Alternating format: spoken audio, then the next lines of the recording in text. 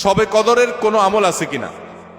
শবে কদরের আমল আছে ভাই। শবে কদরের সব ধরনের ইবাদতই করার চেষ্টা করতে হবে সাধ্য অনুযায়ী, যেগুলো করা সম্ভব হয়। বিশেষ করে কোরআন তেলাওয়াত করা, দুই রাকাত করে লম্বা কেরাত, লম্বা রুকু সিজদা দিয়ে যতটুকু পারেন নফল নামাজ পড়বেন।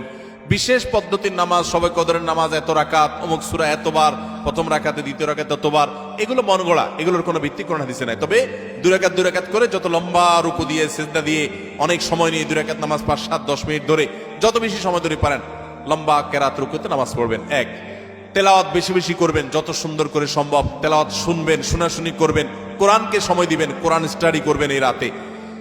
আর বিশেষ করে একটা দোয়া আমাদের আয়েশাকে রাদিয়াল্লাহু তাআলা আনহাকে নবী করিম সাল্লাল্লাহু আলাইহি ওয়াসাল্লাম শিক্ষা দিয়েছেন, আল্লাহুম্মা ইন্নাকা আফুউন তুহিব্বুল আফওয়া ফাআফু আন্নি। আল্লাহ আপনি ক্ষমাশীল, ক্ষমাকে ভালোবাসেন, আপনি আমাকে ক্ষমা করুন।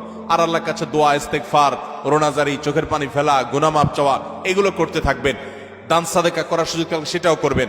অর্থাৎ যে কোনো সাধারণ আমলই করবেন। হাদিসে বিশেষ করে এই দোয়াটার কথা বলা আছে, এটা আমরা লাইলাতুল কদরে পড়ব। শবে কদরের নামাজের নিয়ম কি, কত রাকাত পড়তে হবে একটু জানাবেন।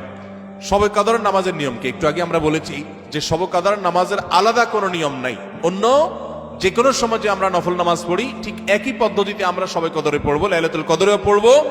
আমরা বিশেষ করে অনেকে মনে করি লাইলাতুল কদরের প্রথম রাকাতে অমুক সূরা এতবার পড়তে হয়, সূরা ফাতিহার পর দ্বিতীয় রাকাতে তমুক সূরা ততবার পড়তে হয়। এগুলো সবগুলো মানুষের নিজেদের বানানো। কোরআন বা হাদিস এরকম কোন ফরম্যাট শবে কদরের জন্য আলাদা ঠিক করে দেয় নাই। ওইটাকে আমরা আবশ্যক বানালে বরং সেটা বেদাত হতে হবে, বেদাত হতে পারে। আমরা দুই রাকাত করে যত লম্বা সময় পারি যে কোনো সূরা দিয়ে পারি আমরা বেশি বেশি করে নামাজ পড়বো শবে কদর ইনশাআল্লাহ তাআলা।